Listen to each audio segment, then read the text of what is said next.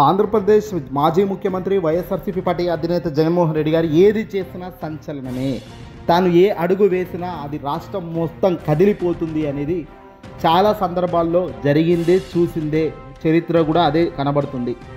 తాజాగా అధికార పార్టీకి సంబంధించి కూటమి అధికారంలో ఉంది. ప్రతిపక్ష హోదా కూడా వైఎస్ఆర్సీపీ పార్టీకి ఇవ్వడం లేదు. వాస్తవానికి అధికారం అన్నది తెలుగుదేశం పార్టీ చేతిలోనో, జనసేన చేతిలోనో, బీజేపీ చేతిలోనో లేదు. వీళ్ళు ముగ్గురు కలిసి ఉన్న కూటమి అనే కూటమి అంటే ముగ్గురు భాగస్వామిగా ఉన్న పార్టీ కూటమి. అందులో టీడీపీ, జనసేన, బీజేపీ అందరూ ముగ్గురు అక్కడే ఉన్నారు. ఇక ప్రతిపక్షం అనేది ఎక్కడా లేనేలేదు. కాబట్టి అసెంబ్లీకి మేము రావాలంటే ప్రతిపక్ష హోదా ఇవ్వాలంటూ జగన్ అడగడం, మేము ఇవ్వమని వాళ్ళు అనడం, తద్వారా అసెంబ్లీకి మేము వెళ్ళము అని వైఎస్ఆర్సీపీ పార్టీ నేతలు, గెలిచిన 11 మంది ఎమ్మెల్యేలు అసలు అసెంబ్లీలో అడుగు కూడా పెట్టే పరిస్థితిలో కనిపించడం లేదు. అయితే ఇక్కడ వాళ్ళని డిస్మిస్ చేసేస్తామంటూ స్పీకర్ కూటమికి సంబంధించిన ప్రభుత్వం ఆలోచన చేస్తుంది. దాని దగ్గర చర్యలు కూడా పోయే ఆస్కారం కనబడుతుంది. డిస్మిస్ చేస్తాం, డిస్క్వాలిఫై చేస్తామంటున్నారు వీళ్ళని. నువ్వు ఏదైనా చేసుకో అంటున్నారు జగన్మోహన్ రెడ్డి గారు. తాజాగా జగన్మోహన్ రెడ్డి గారు పేల్చిన బాంబుతో 2 తెలుగు రాష్ట్రాల్లో సంచలనం అవుతుంది. ఏందయ్యా అంటే ఏకంగా జగన్మోహన్ రెడ్డి గారు ఒక్కటే స్ట్రాటజిక్గా మూవ్ అవుతున్నారు.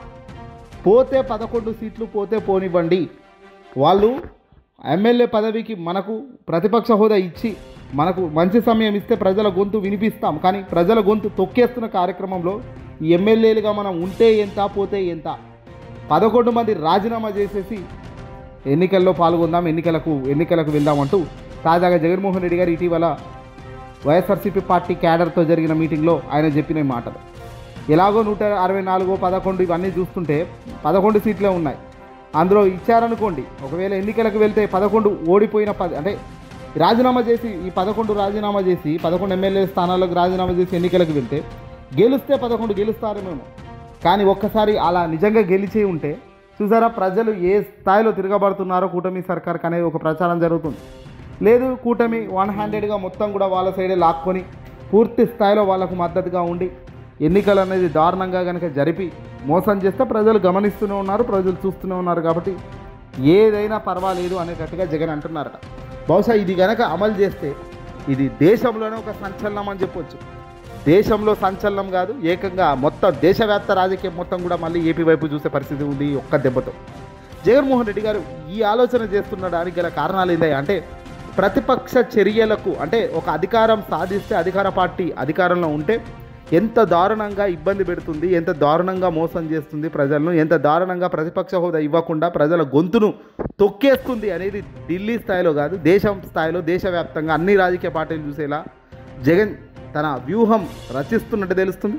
మరి ఈ సక్సెస్ అవుతాడా ఈ స్ట్రాటజీ అమలు చేస్తారా అన్నది తెలియదు. కానీ ప్రస్తుతం సోషల్ మీడియాలో డిస్కషన్కు పెద్ద ఆస్కారం ఇచ్చిన పరిస్థితి అయితే కనబడుతుంది వైసీపీ పార్టీ. జగన్మోహన్ రెడ్డి గారు ఒక్క పిలుపిస్తే చాలు, ఈరోజు దేశం మొత్తం అనేక రాష్ట్రాల్లో అనేక రాజకీయ పార్టీలు కదిలొచ్చే కార్యక్రమం కూడా ఉన్న నేపథ్యంలో జగన్మోహన్ రెడ్డి గారు చేసిన ఈ వ్యాఖ్యలతో ఒక్కసారిగా ఉక్కిరి బిక్కిరి అవుతున్నారు కూటమి నేతలు ఇప్పుడు డిఫెన్స్లో పడుతున్నారా, లేదంటే ధైర్యంగా వాళ్ళని డిస్క్వాలిఫై చేస్తారా అనేది ఒక సవాల్ ఇప్పుడు కనబడుతుంది. ఎందుకంటే జగన్ ఏమో మీరు ఏమైనా చేసుకోండి తగ్గేదే లేదంటున్నాడు.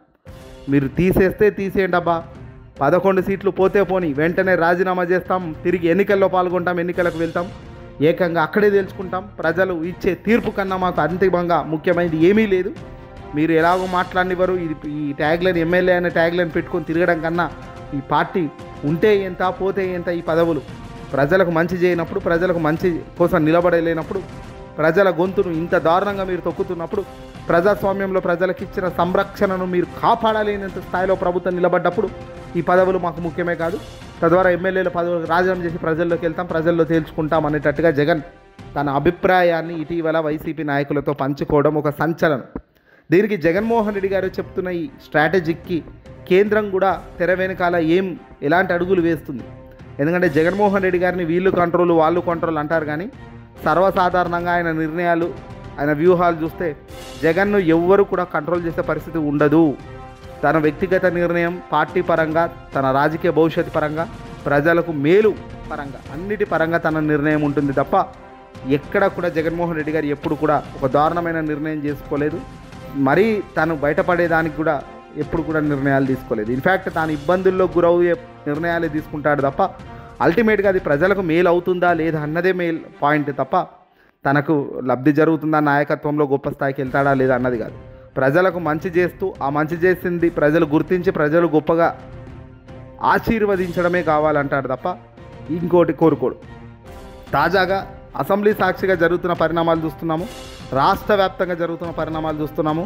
మరీ దారుణంగా పేదవాడిని సామాన్యుడి గొంతు తొక్కే కార్యక్రమం, మెడికల్ కాలేజీల ప్రైవేటీకరణ కూడా చూస్తున్నాము కూటమి చేస్తున్న పరిపాలనలో. అంటే ఎటు పడితే అటు చేస్తూ పోతున్నాము, ఎవడు కూడా మమ్మల్ని ఏలు పెట్టాడు, ఎందుకంటే పైన కేంద్రం ఉంది, కింద మేమే ఉన్నాం అనేటట్టుగా వాళ్ళు కనబడుతున్న తీరు జగన్మోహన్ రెడ్డి గారు ఇక్కడ ఈ డిసిషన్ తీసుకోవడానికి గల కారణం అయితే ఇవే. ఒక మెడికల్ కాలేజీని తేవడం అంటే రాష్ట్రానికి అంత ఆషామాషి విషయం కాదు. అలాంటిది 17 మెడికల్ కాలేజీలకు గ్రీన్ సిగ్నల్ లభించుకొని 5-6 కాలేజీలు ఏకంగా పూర్తి చేసి కాలేజీలో స్టూడెంట్స్ కూడా రన్ అయ్యే పరిస్థితికి తీసుకొచ్చి మిగతావి అక్కడక్కడ అండర్ కన్స్ట్రక్షన్ ప్రారంభించి ఇప్పుడు అదే ముందుకు చంద్రబాబు నాయుడు గారు తీసుకెళ్తే రాబోయే మరో 5 ఏళ్లలో, అంటే ఈ 5 ఏళ్లలో ఏకంగా ఇవన్నీ కూడా పూర్తి చేసుకునేటట్టు అడుగులు వేరితే ఎంతోమంది లక్షల మంది డాక్టర్లు బయటకు వస్తారు, వేల మంది కోట్ల మంది పేషెంట్స్కి ఇది సదుపాయం అందుతుందనే ఉద్దేశంతో, ముందు చూపుతో, విజన్తో జగన్మోహన్ రెడ్డి గారు చేసిన ప్రారంభం అది. కానీ అన్నిటిలో తుంగలోకి దొక్కాలి, ఆయన పేరును పూర్తిగా భ్రష్టు పట్టించాలి. ఏమైనా అంటే మాత్రం తుగ్లక్ పాలన, దారుణమైన పాలన, రాష్ట్రం భ్రష్టు పట్టించింది అనేది ఒక మార్కెటింగ్ క్రియేట్ చేసి జగన్మోహన్ రెడ్డి గారి మీద బురద జల్లే కార్యక్రమం చేస్తూ పోతున్న వ్యక్తులు వీళ్ళంతా కూడా. ఏదేమైనప్పటికీ కూడా జగన్ తాజాగా తీసుకున్న నిర్ణయం అయితే చాలా ఇంట్రెస్టింగ్గా ఉంది, చాలా సంచలనంగా కూడా ఉంది.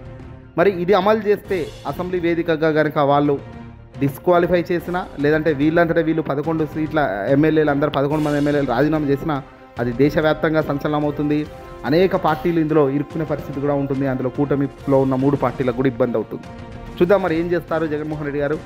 జగన్ తీసుకుంటున్న ఈ చర్యలు, ఈ నిర్ణయాలు కరెక్ట్గానే ఉన్నాయా? కామెంట్ చేయండి.